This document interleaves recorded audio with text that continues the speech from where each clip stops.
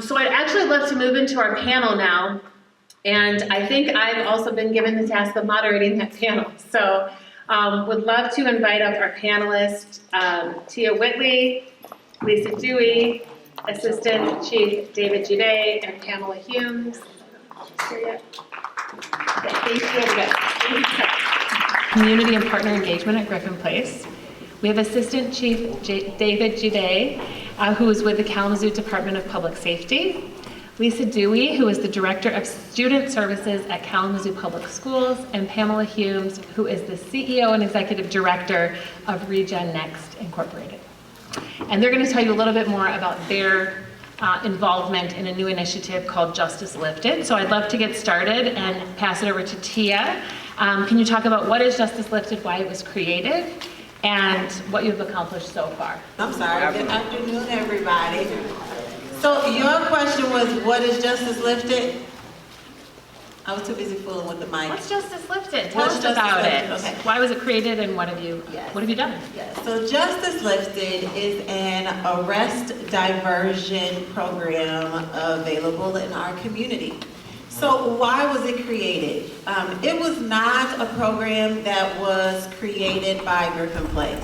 It is important to note that it was a program that was created by community, that actually started out in CCJT from some conversation about where is the gaps that need to be filled in our community when we're talking about restorative justice and the work that Gryphon Place does with restorative justice and working with the prosecuting attorney's office, having RJ conferences for the individuals that go through the court system. And so listening to that conversation and thinking, okay, so what now what? We do go through RJ, we go through the restorative process of resolving conflict and healing the harm that's been caused, but what? Where are we putting in this initiative to get to the root of the issue and helping to address where our youth and their families need some more supportive services? But that kind of conversation is not unfamiliar to me, coming from working within the school systems as a behavior specialist and being out in the community and talking with a lot of different organizations and individuals that advocate for youth, that believe in a trauma-informed approach, that believe in providing resources and supports to families to help youth and their families transform in some of those behaviors and providing some support to the youth. So with that, an advisory committee was created to help develop this diversion program for youth, not just on the reactive side, so always responding and putting out fires, but also on the proactive side. How can we help support youth while we're seeing they're dipping their little toe in the water and getting into some unsafe behaviors and addressing the youth before they get involved within the court system? Because guess what? Do we want them arrested anyway? No, we don't want them having that. Now come on, y'all. We got to be interactive. We got to shake our head and yeses and no's. So how can we also use this program to address them before they interact with law enforcement?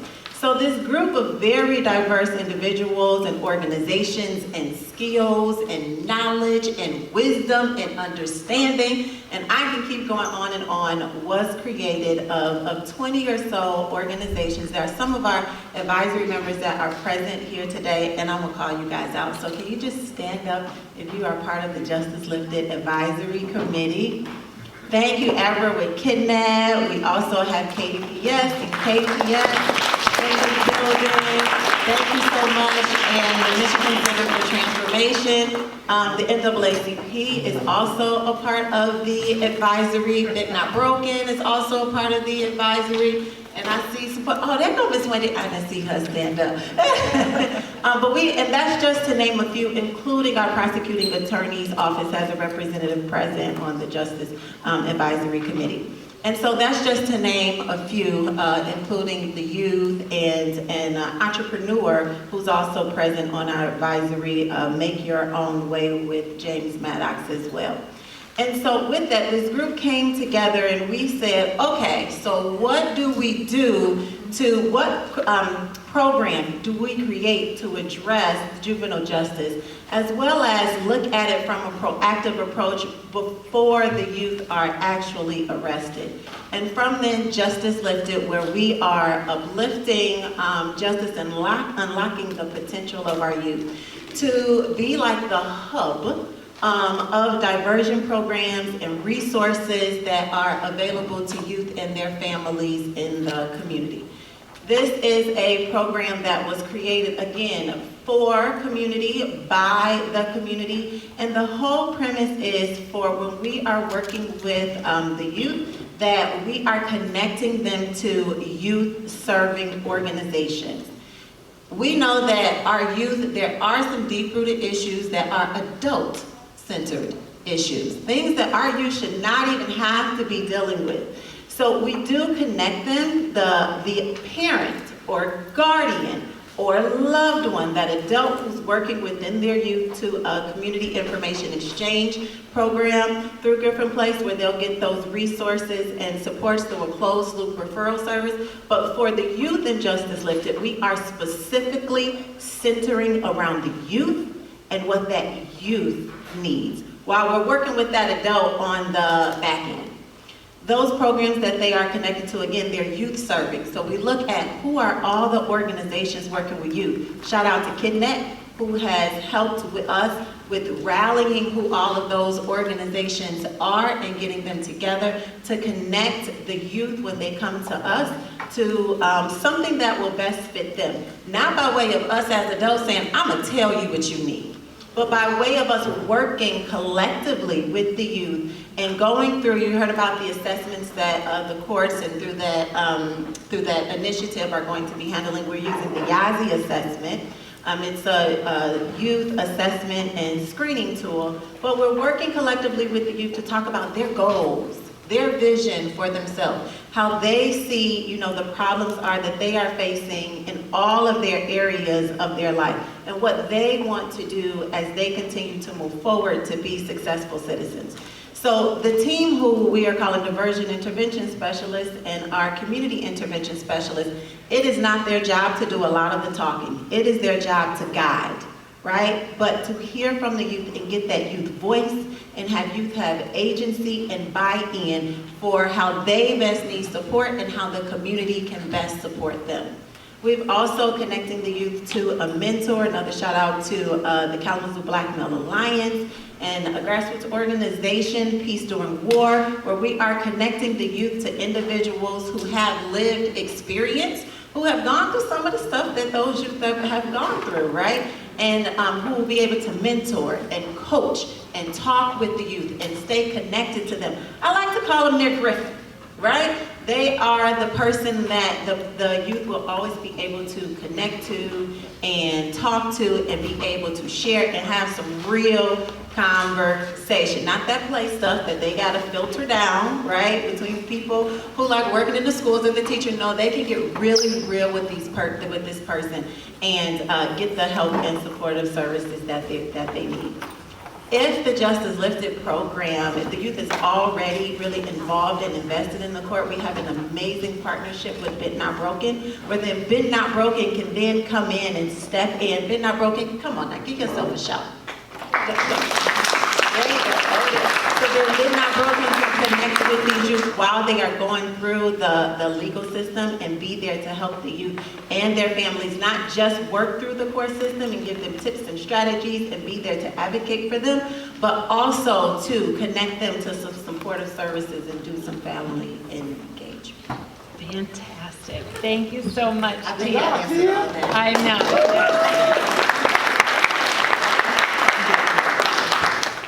Thank you so much. Okay, so let's hear the law enforcement perspective. Can you talk about your role in Justice Lifted, and specifically, what impact do you think diversion can have on public safety? But I was really encouraged when Tia reached out to me and came to me with this idea of Justice Lifted, and being invited to be on the advisory council and working with community to solve this issue. So when I was promoted in 2023 to assistant chief, I oversee investigations, and all of juvenile crime gets sent to the detective bureau. So really it falls a lot of it on me to review and to look at policy and look at some of the arrests and police reports that are coming through. And when I was reviewing the daily activity reports from the sergeants and lieutenants and then looking at some of the cases, I was seeing that there were some juveniles that were being arrested, and a lot of times the kids that were being arrested were 1, 2, 3, 4 times in the same month. And it like the light bulb went off that, a lot of these kids are not bad kids, they're just making bad decisions. And I needed to get to the root cause of why we were having contact with these at-risk youth. So I went to our data analyst who works at public safety, and I said, here's an idea. I need to know when and why we're having contact with youth, and specifically within the last 30 days. So if a youth has contact 2 or more times within 30 days, I need to know that ahead of time. Because with Justice Lifted or with diversion, we're trying to get ahead of them being arrested, right? We want these, our philosophy at public safety is we want to keep people safe, alive, and out of prison, right? And we want to keep them out of jail and out of going to the justice system. So it's like, all right, we need to find out a way to identify these youth. So in early May of 23, we finally got this list put together, and so we're able to pull it off of CAD, or our RMS system, record management system. So every time a youth has contact with law enforcement, if they're going to be listed as a suspect, a victim, a witness, or an involved other, if their name's going to be put in a police report, that is a contact with law enforcement, right? And I wanted to identify not only offenders, but victims. Or if they're a witness, or if like an involved other would be like the third person in a vehicle that's stolen and they're joyriding, right? Again, we wanted to identify who those peoples are so we could identify what the root cause of why we're having contact with them. So this report came out, we worked out a few kinks, and now that report comes out to me every Monday morning, and I can look at the list. And this week on Monday, I looked at the list, and there's 11 pages of names of kids who have had contact, again, 2 or more times within 30 days. And so what I do with that list is I'm going to be able to look at that list and dissect it, and then work with Justice Lifted, identifying root causes of why law enforcement is having issues with or contact with these at-risk youth. And again, that's going to keep them from going to jail or getting introduced to the criminal justice system, because we don't want to take people to jail, but we have very limited options when it comes to some of the criminal activity that's being committed. And so if we can identify, and a perfect example is a kid that we looked at this morning. He's got 7 involvements, 7 contacts with law enforcement in the last 30 days.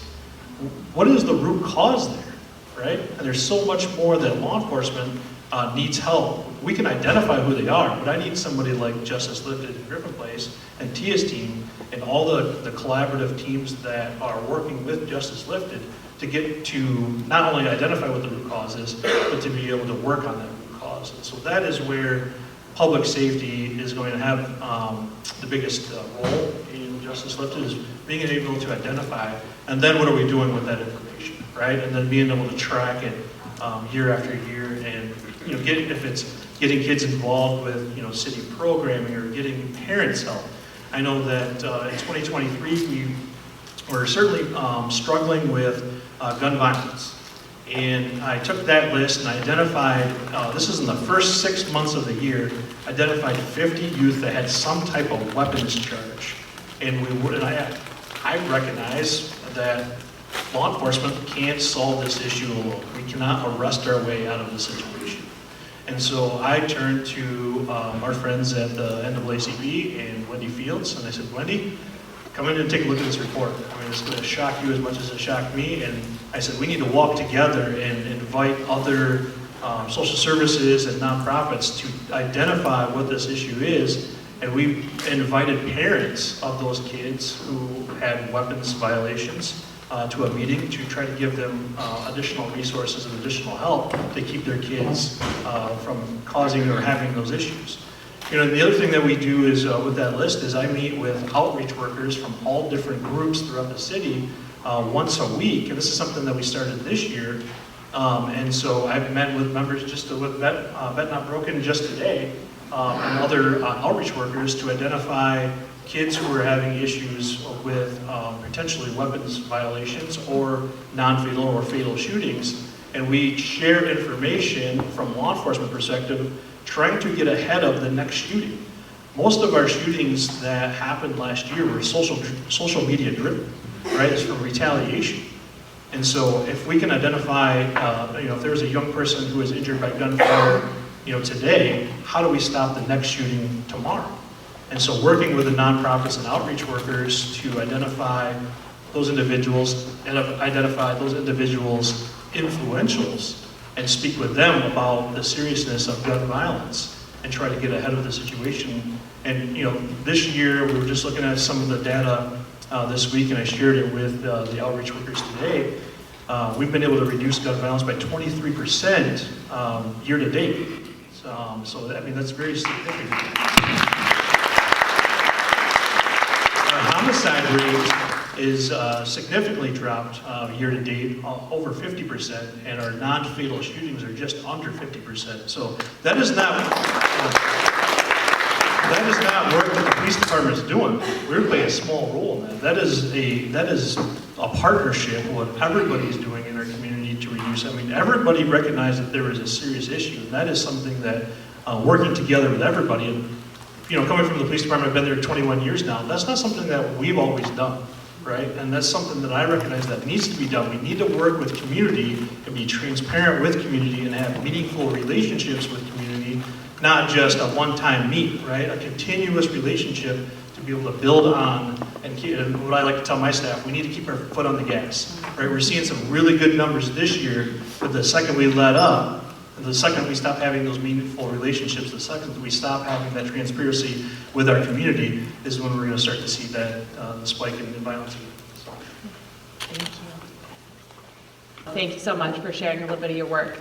All right, so Lisa, I'd love for you to talk about how this is going to work as a partnership with the schools. Who are you referring to this program, and what impact do you think it will have on the students and on the school? Absolutely. Thanks. Thank you so much.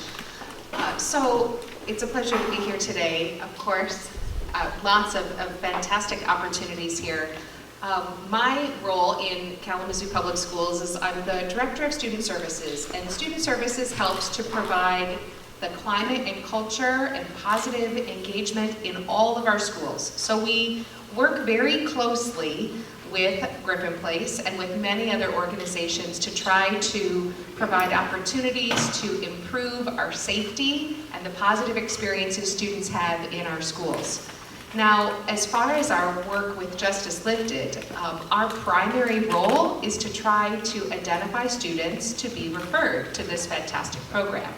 And so we've done some work over the past year, and as far as trying to determine who is going to be the most ideal candidate or student or family, really, because we know that there is an opportunity for students.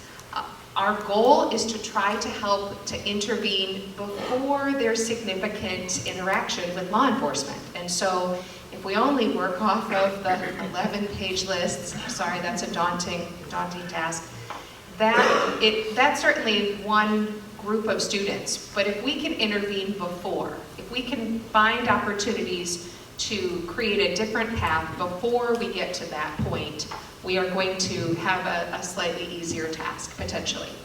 So, how do we do that? Well, we have a number of resources in all of our schools. Kalamazoo Public Schools serves 12,500 students in our community. We have 25 sites. And figuring out how to create systems to meet the needs of a lot of our students is complex. Many of our students, 95% of our students, 95% of the time, do not have challenges behaviorally in our schools. And it's important to remember that, because we're talking about a small window of students, but unfortunately, some of our students don't always make the best choices, right? Our most significant and severe cases of student misconduct or incidents that occur in our schools typically result in due process hearings that happen outside of the school level, but at the district level. And that's the perfect intersection, often when we think about students that may be referred to the Justice Lifted program. So if a serious incident does happen in one of our buildings, we want to be certain to provide that student and their family with every opportunity to try to be involved with resources to correct that behavior so that we don't have the same situations happening again and again, right? And so in those hearings, in those meetings, that's often the intersection of where we find that students and families may be a good referral for the Justice Lifted program. We unfortunately also have some students that are KPS students that are housed at the juvenile center. And so when we have students that are being released from the ILC, the day program of the juvenile home, or that are housed and that are being released from that program, we also see the Justice Lifted program as a great opportunity to provide additional support as they phase out of that assignment, if you would, and back into our school settings. It wouldn't be fair for a student who's had a significant incident or pattern of incidents to then just be placed back at their regular school without additional supports and to expect something different. So we want to provide opportunities to give additional supports for students. So what does this look like? Well, last school year, as we were beginning to formulate the Justice Lifted program, we piloted with, I think, 6 families at the beginning of last school year, through the fall and winter, and took lots of good information about what kinds of resources are helpful, what's the best way to intervene, how can we connect them to other community resources, and so on. And then, as we closed out the 23-24 school year, we had 65, I believe. 87. Thank you, Tia. 87 families that I referred at the close of the school year. Now this came from 3 different referral sources. So we talked about that first group, which was students that had had significant behavioral incidents that were a part of the end of the school year and had had hearings. We also had a large group of students that came as the juvenile home closed at the end of the school year, because there is that same calendar year as all of our other schools within the county. There were students that were referred there. But we know that doesn't always tell the whole story.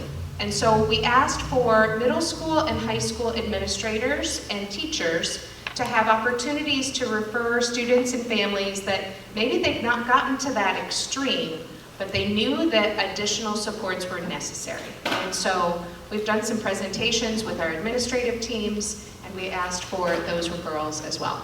That cycle ends at the end of September because it's a 12-week cycle or 90-day process. And so as we now are launched into the 2024-25 school year, we are in the process of continuing those referrals. So how they refer is through their prevention team, which is foster care, CPS, in the court? Okay. And so what they do is, this is an opportunity for the families to self-refer who are working with the MDHHS team. So if a parent is like, hey, these things are happening, I need some additional, support, then through the MDHHS crisis team, they will be able to refer into the program as well. Perfect, thank you. And let's pass it down to Pamela on the end. Thank you for the opportunity. And please forgive me, I am relatively new to the Justice Lifted Advisory. Not new to engaging juvenile justice, not new to understanding the things that come at our households that are designed to get to our children, not to us, but to our children. And I'm processing all this information right now. And as you get to know me, you will know if I'm not looking at you, it doesn't mean I'm not listening. Okay, I'm thinking, I'm processing. I love what I'm hearing about this, but here's the thing. I'm at this table at this point because I am an advocate for bringing parent engagement to juvenile justice programming. I've been working with Keys since essentially they began. Keys is not diversion. I just learned that. For some reason, I thought it was until you told me the other day.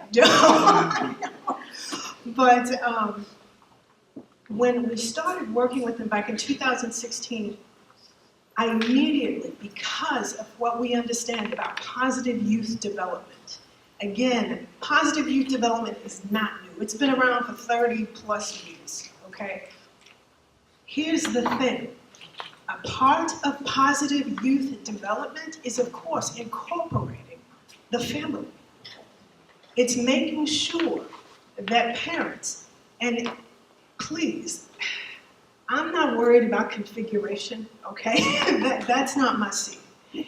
If it's a single parent household, let's rock. If it's two parents, let's go. If it's a solo parent, you can do this. If you're co-parenting, let's go.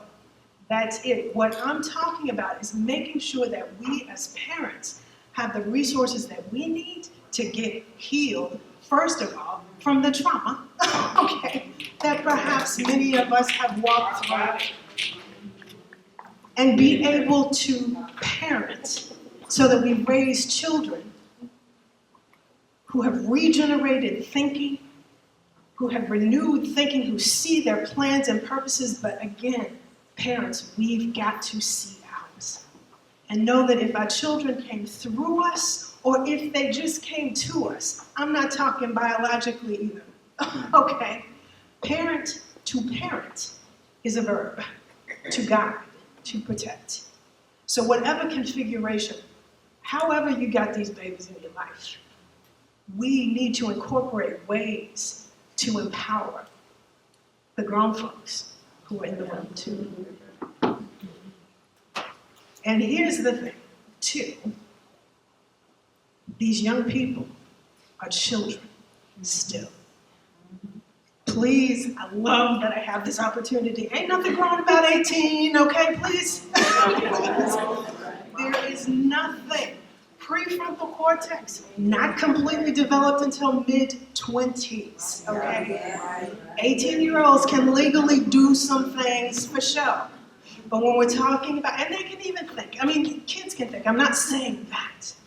But when we put upon them the fact that they're grown at 18, that is not true. They're stepping into some grown folk stuff. But the part of the brain that they're using to make these decisions is all about feelings, it's all about impulse, it's all about responses to the experiences that they've already had. Again, it is up to us as adults, as the parent, to make sure that we are not only saying what it is you need to do, but we are walking it out in front of them. The spaces that we are creating, it is not about judgment, please. And that's what folks tell me all the time. Miss Pam, this is not what I thought it was going to be. What did you think it was going to be, baby? I thought you were going to judge me. I thought you guys were going to come in. No, that's not what we are here for. Now, you better know you're going to get some truth in love. if you're stepping into something and it ain't making sense, yeah, I'm not that emotion-driven, so there's going to be logic there. Does this make sense? But it is not coming from a place of talking someone down in order to make ourselves feel better. Dog, where did that come from? That seems to be what happens in the system sometimes. We don't get to actual healing. We don't get to actual progression, forward motion. Because that wouldn't sustain the system, would it? So y'all better know I never prepare what I'm going to say. Apparently,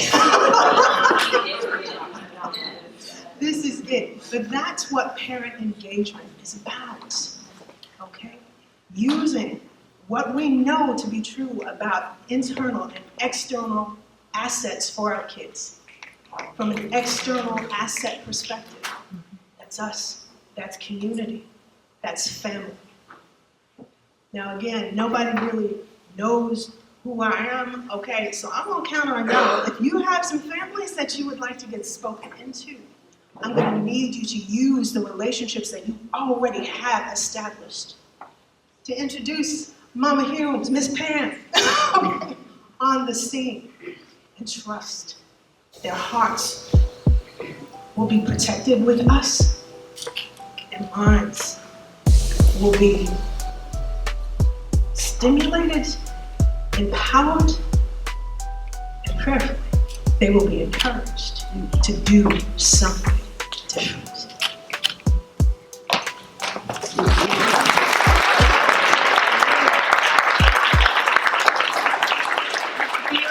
So I just want to thank the panelists so much for sharing this work. They will be, hope some of them will be around this afternoon to continue to feed into these conversations as we move into the mini session. So one more round of applause here, and I'll invite Asst to the next one.